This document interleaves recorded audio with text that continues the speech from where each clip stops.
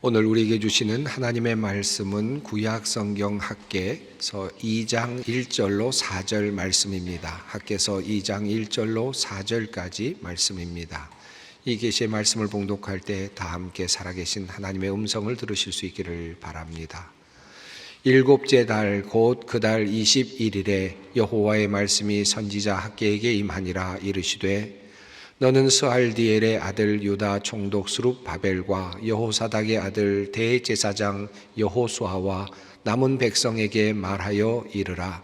너희 가운데에 남아있는 자 중에서 이 성전의 이전 영광을 본 자가 누구냐?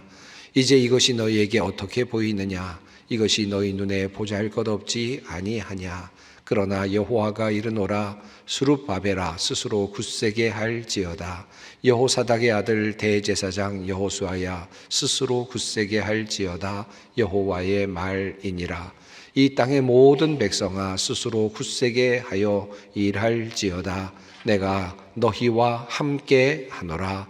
만군의 여호와의 말이니라. 아멘. 옛날에 전쟁에 나가서 한쪽 눈을 잃은, 그래서 한 눈으로만 보는 왕이 있었다고 합니다. 그는 어느 날 자기의 모습을 그릴 화가를 왕궁으로 불러들였습니다. 그리고 자신의 얼굴을 그리라고 하였습니다. 화가는 있는 그대로의 모습을 그려 넣었습니다. 그러다 보니 한쪽 눈을 못 쓰게 된 모습 그대로 그리게 되었습니다. 그러자 왕은 자기 자신의 그 초상화를 보면서 화를 내었다고 합니다. 나를 이렇게 병신으로 그려 놓았느냐라고 그렇게 호통을 치면서 그를 잡아 죽이라고 그렇게 명령을 했다는 겁니다. 다음으로 다른 화가가 이제 왕궁으로 불려 들어갔습니다. 전에 들어갔던 그 화가가 그만 있는 그대로 그림을 그렸다가 모습을 그렸다가 죽었다는 이야기를 들은 터라 그 화가는 이제 긴장한 채로 들어갔습니다. 그리고 그곳에 들어가서 초상화를 그렸는데 전에 그 눈을 하나만 그렸기 때문에 죽었던 것을 생각하면서 그는 생각하면서 나름대로 두 눈을 다 그려서 왕의 초상화를 만들어 드렸습니다. 그러자 이 왕은 이 초상화를 보고 또다시 화를 내었답니다. 이게 어떻게 나란 말이냐? 두 눈을 가진 왕이 어떻게 내 모습이란 말이냐? 라고 말하면서 또 호통을 치고 그를 죽이라고 명령을 했다는 겁니다. 자, 세 번째로 이제 화가가 불려 들어갔습니다. 이제 그 목숨을 어떻게 부지할 수 있겠습니까? 한쪽 눈을 안 그려도 죽임을 당하고 또 두 눈을 다 그려도 죽임을 당하는 상황이 되었는데 어떻게 그가 살아남을 수 있었을까요? 그는 그림을 그려서 왕에게 보여드렸는데 그의 목숨을 부지하게 되었습니다. 생명을 부지하게 되었습니다. 그가 살아난 이유가 있었습니다. 그는 한쪽 눈이 보이지 않는 그것을 그리지 않도록 왕의 옆모습을 그렸던 것입니다.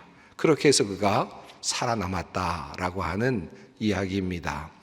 다른 쪽을 볼 수 있다라고 하는 것이 그를 살렸다라고 할 수 있겠죠. 아마도 이 이야기는 여러분께서 한두 번쯤은 들어보셨을 만한 이야기입니다. 한니발 장군의 이야기로도 알려져 있기도 하고 또 다양한 왕들의 이름으로 알려져 있기도 한 이야기입니다.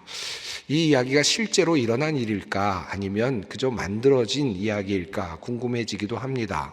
그런데 역사적으로 본다면 실제로 역사 속에서 왕의 한쪽 얼굴만을 그려서 최고의 예술가로 그렇게 평가받는 사람이 있습니다.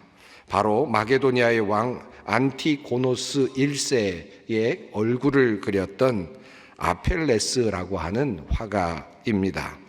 그가 그렸던 그 그림은 지금은 소실되어서 찾을 수는 없다고 합니다. 그런데 그의 그림이 있었다는 사실을 최초의 대백과사전 자연사로 유명한 가이우스 플리니우스 세군투스라고 하는 분이 안티고노스의 초상화를 아펠레스가 만든 최고의 작품이라고 그렇게 손으로 꼽고 있는 것을 볼 수 있습니다. 안티고노스는 한쪽 눈에 장애가 있는, 그러니까 애꾸 눈을 가지고 있는 그런 사람이었습니다.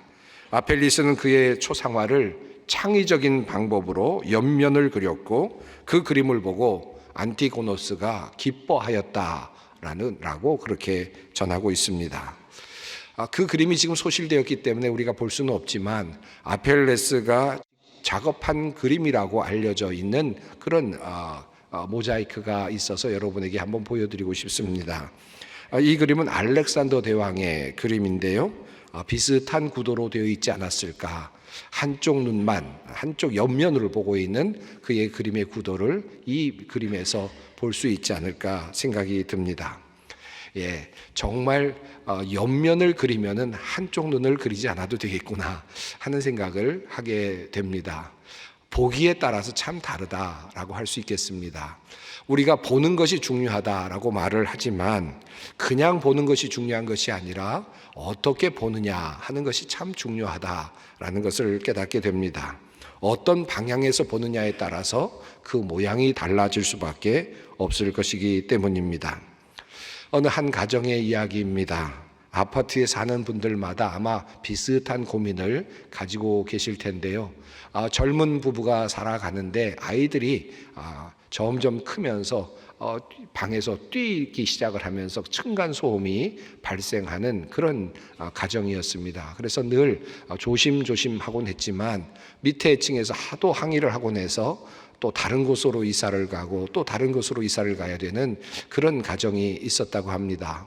그런데 그 가정에서 어떻게 하면 이 문제를 해결할 수 있을까 고민을 하고 있던 차에 자기의 할아버지죠. 손주들의 할아버지인 자기의 부모님들이 살고 계시는 그 아파트 위층이 비었다는 사실을 알게 되었습니다. 그래서 그곳으로 이사를 가게 되었답니다. 자, 그러자 층간소음의 문제가 다 싹 사라지게 되었다라고 합니다. 물론 소리가 사라진 건 아니겠죠. 아이들은 여전히 아침에 일어나서 뛰었고 소리를 냈을 겁니다. 그런데 그 밑에 살고 있는 이 할머니, 할아버지는 그들의 이야기, 그들의 소리를 들으면서 기쁘게 그 소리를 듣곤 했다는 것이죠. 소리가 나면 이 아이들이 깼구나 생각을 하고 더 큰 소리가 나면 이 아이들이 건강하게 자라는구나 생각을 하고 도리어 기뻐하면서 그렇게 지냈다라고 하는 것입니다. 보기에 따라서 어떻게 보느냐에 따라서 모든 것은 달라질 수밖에 없습니다. 여러분 층간소음 문제로 고통당하시는 분이 계시면 부모님 위층으로 올라가셔서 사시면 문제를 해결할 수 있을 것 같습니다. 그렇습니다. 여러분 진짜 우리가 어떻게 보느냐에 따라서 모든 것이 달라집니다. 요즘도 그렇고 늘 정치권이 여와 야로 나뉘어서 싸움을 하고 있죠. 왜 그렇습니까? 무엇을 보느냐 그 관점의 차이 때문일 것입니다.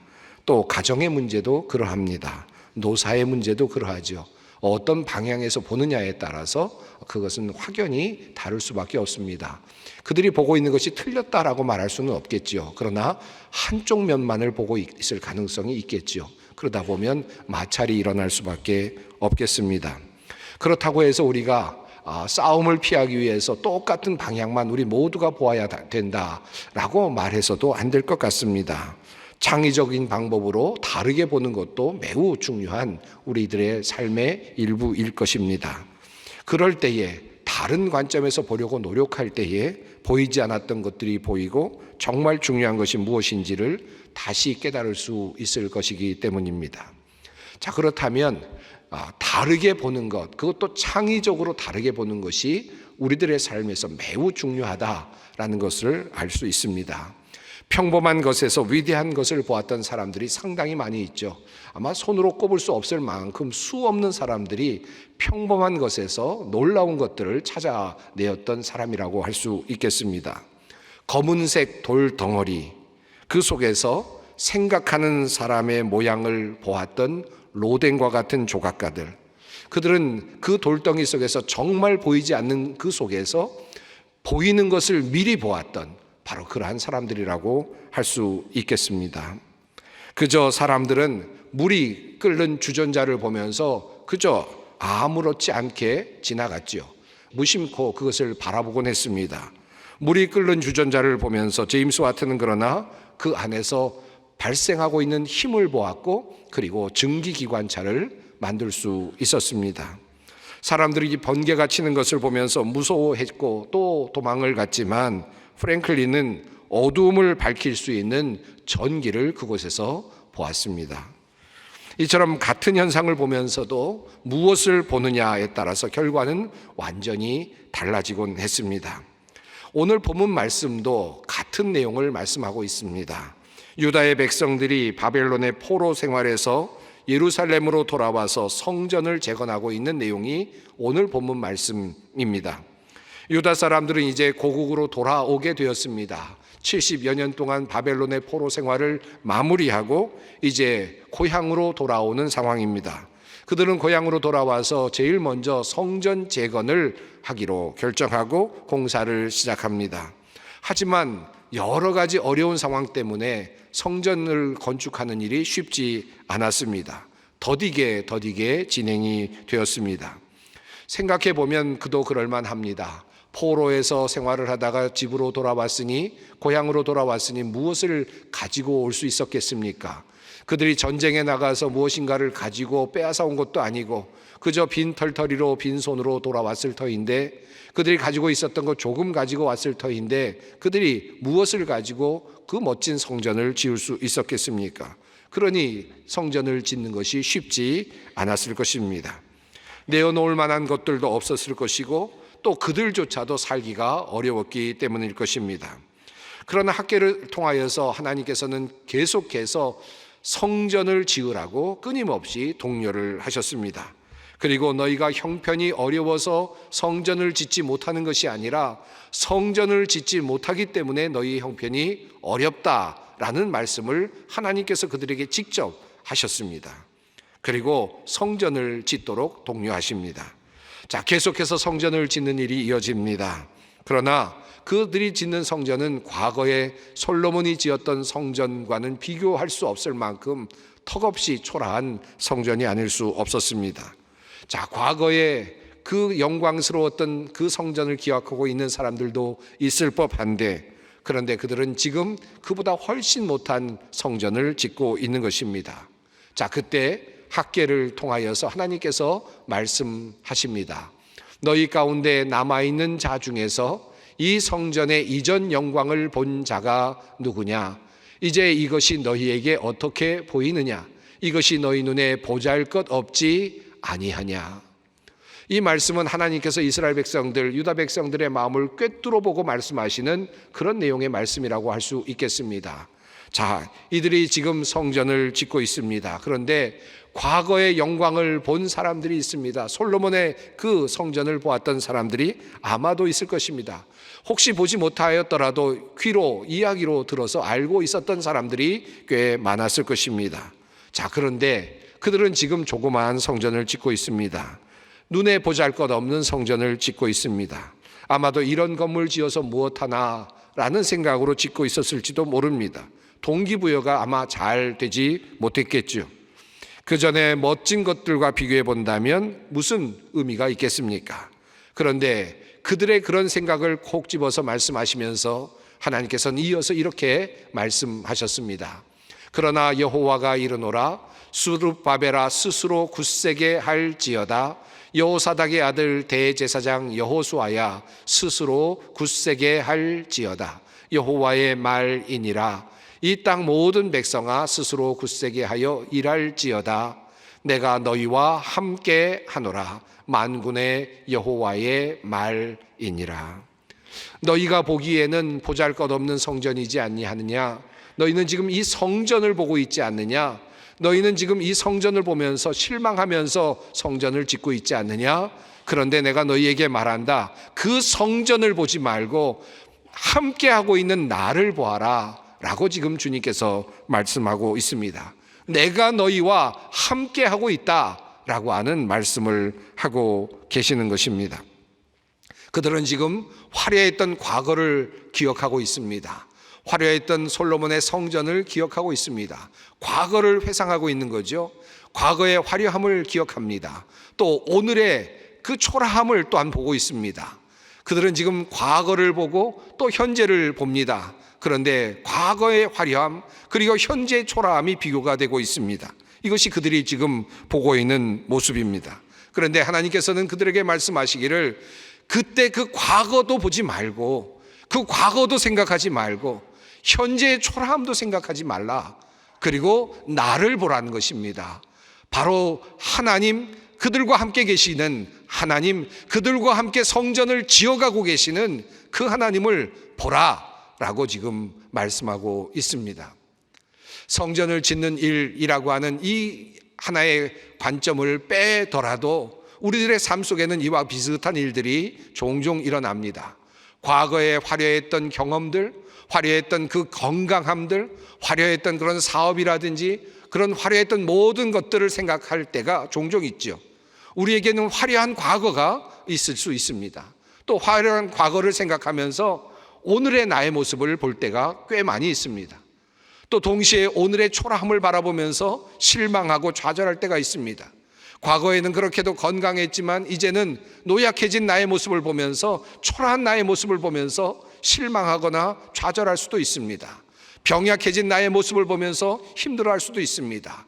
번창했던 사업, 그 과거가 지나가고 이제 초라해진 나의 모습을 보면서 또한 오늘의 모습을 힘들게 여길 수도 있을 것입니다. 그러나 하나님께서는 지금 그들에게 말씀하시기를 화려했던 과거도 보지 말고 초라한 지금의 오늘 초라한 그 모습도 보지 말고 바로 그 옆에 있는 하나님을 보라. 너희들과 함께 있는, 그리고 너희와 함께 성전을 만들어가고 지어가고 있는 그 하나님을 집중하라고 말씀하고 계십니다. 건물이 중요한 것이 아니라, 건물의 화려함이 중요한 것이 아니라, 또한 건물의 초라함이 문제가 아니라 건물 안에 누가 있느냐라고 하는 것이 중요하다. 그것을 보라라고 하는 말씀입니다. 성경 안에는 이와 비슷한 다른 시각에서 보았던 사람들의 이야기가 가득합니다. 정말 성경 안에는 다른 모습으로 그 현실을, 현상의 모습을 그대로 보지 아니하고 다른 관점에서 보아서 하나님을 따라갔던 사람들의 이야기가 많이 있습니다. 오늘 본문이 아닌 민수기 13장에도 비슷한 내용이 나옵니다. 가나안 땅을 정탐하고 돌아온 사람들이 서로 다르게 증언하는 내용이 나오지요. 10명의 정탐꾼들은 가나안 땅, 약속의 땅을 보고 온 다음에 그들은 이렇게 말합니다. 거주민들이 강하다고, 그리고 성읍은 견고하다고, 그리고 그것이 심히 크다고, 그래서 그곳에서 나는 아낙 자손들을 보았는데 그러므로 우리는 전쟁에서 승리할 수 있는 가능성이 없다고 그들은 그렇게 이야기를 했습니다.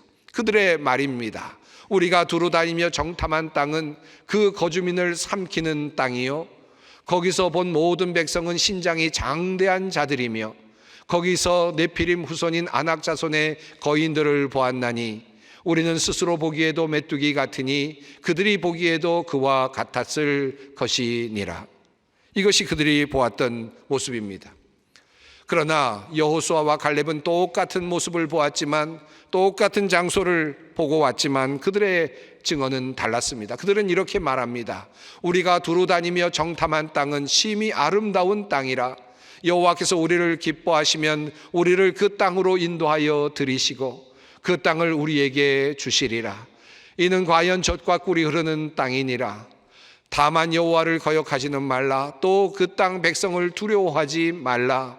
그들은 우리의 먹이라. 그들의 보호자는 그들에게서 떠났고 여호와는 우리와 함께 하시느니라. 그들을 두려워하지 말라. 여호수아와 갈렙은 같은 모습을 보았지만 장대한 아낙 자손들도 보았고, 그리고 견고한 성읍도 보았고, 강하게 살고 있는, 강한 모습으로 살고 있는 거주민들도 보았지만, 그러나 그는 다르게 말합니다. 그것은 젖과 꿀이 흐르는 땅이 맞다. 하나님께서 우리들에게 주시기로 약속하신 그 젖과 꿀이 흐르는 땅이 맞다. 하나님께서 이 땅을 우리들을 위해서 예비해 주셨다라고 다르게 봅니다. 그리고 그들은 두 사람은 이렇게 봅니다. 그들을 보호하던 보호자가 이미 떠났고 그들의 방비는 이미 허물어졌고, 그리고 하나님께서 우리와 함께 하신다라고 그렇게 말씀하고 있습니다. 어떤 사람에게는 견고한 성읍이 보였을 것이고 거인들이 보였겠죠. 똑같은 것을 보았지만 그러나 다른 사람에게는 하나님이 함께 하시는 그 모습을 보았고, 그리고 하나님께서 이미 예비하신 축복된 땅을 보고 있었습니다. 성경에는 이렇듯 다르게 보았던 사람들의 예가 참 많습니다. 출애굽하던 이스라엘 백성들 홍해 앞에 놓여서 절규를 하던 바로 그 자리에도 다르게 보는 사람이 있었습니다. 홍해가 가로막고 있고 뒤로는 바로의 병거가 쫓아오고 있습니다. 그들은 말합니다. 애굽에 매장지가 없어서 당신이 우리를 이끌어내어 이 광야에서 죽게 하느냐? 어찌하여 당신이 우리를 애굽에서 이끌어내어 우리에게 이같이 하느냐? 그들은 지금 홍해가 가로막고 있는 것을 보면서 그 상황 속에서, 그리고 바로의 군사들이 뒤에서 쫓아오고 있는 모습을 보면서 그들은 자신의 운명을 예견합니다. 우리는 죽었다. 우리는 이제 죽었다라고 생각을 합니다. 차라리 애굽에서 죽을 것이 더 좋았지 여기까지 나와서 죽게 하느냐? 그들은 지금 그 상황을 그렇게 진단하고 있었습니다. 그러나 다른 것을 보고 있는 한 사람이 있습니다. 모세였습니다. 모세는 그들에게 이렇게 말합니다. 너희는 두려워하지 말고 가만히 서서 여호와께서 오늘 너희를 위하여 행하시는 구원을 보라. 너희가 오늘 본 애굽 사람을 영원히 다시 보지 아니하리라. 여호와께서 너희를 위하여 싸우시리니 너희는 가만히 있을지니라.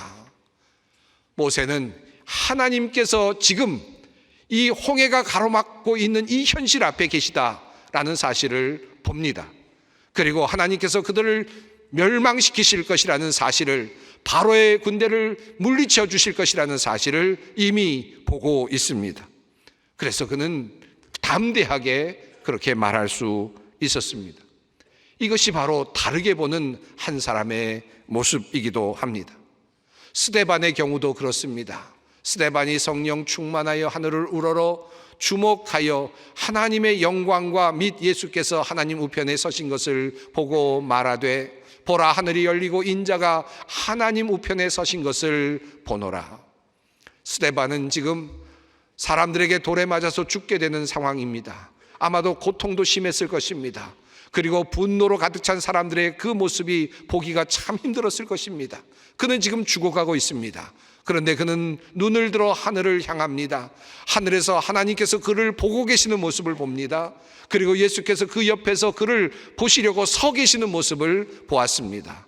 하늘을 우러러 그를 보았습니다. 그리고 그 열린 눈을 통해서 마땅히 감히 순교의 길을 감당할 수 있었습니다.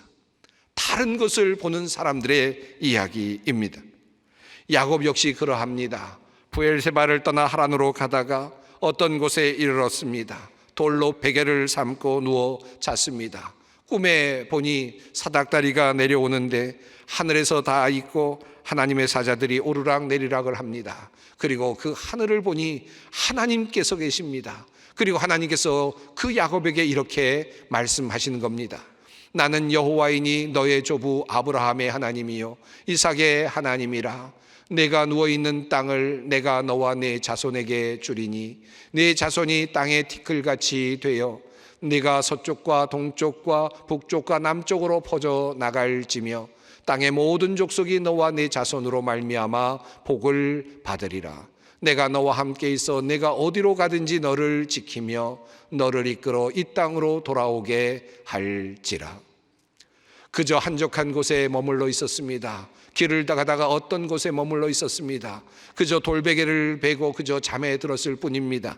그런데 그곳이 바로 하나님이 함께 계시는 자리라는 사실을 야곱은 그곳에서 꿈을 꾸며 깨닫게 되었습니다. 그는 후에 이렇게 고백합니다. 야곱이 잠이 깨어 이르되 여호와께서 과연 여기 계시거늘 내가 알지 못하였도다. 이것이 바로 야곱의 고백입니다. 사랑하는 성도 여러분, 우리가 무엇을 다르게 볼 수 있을까요? 우리가 다르게 보는 방법은 여러 가지겠죠. 정치적인 사견을 가지고 정치적인 입장에 따라서 좌와 우로 나뉘어서 보는 시각도 있을 것이고, 또 아래 입장에서, 또 위의 입장에서, 노의 입장에서, 사의 입장에서 보는 시각도 있을 것이고, 남자의 입장에서 여자의 입장에서 보는 시각도 있을 것이고, 이 모든 시각들은 다양할 것입니다. 그런데 이 세상에서 살아가면서 정말 중요한 또 다른 시각이 하나 있음을 성경은 우리들에게 끊임없이 말씀하고 있습니다. 그것은 우리의 상황이 어떠하든지 그 상황을 보지 말고, 건물을 보지 말고, 앞에 놓여 있는 그 바다를 보지 말고, 광야를 보지 말고, 그 어떤 현실을 보지 말고, 병이나 어떤 장애물을 보지 말고, 그것과 함께 하고 계시는 하나님을 보라고, 그 하나님을 보는 시각이 열리기를 주님께서는 오늘 우리에게 말씀하고 계십니다. 신앙의 선배들이 그러하였습니다. 모든 신앙의 선배들이 그러하였습니다. 우리들의 삶의 여정 속에서 때로는 암울하고 힘들고 도저히 넘을 수 없을 것 같은 장애물들을 만날 때가 있습니다.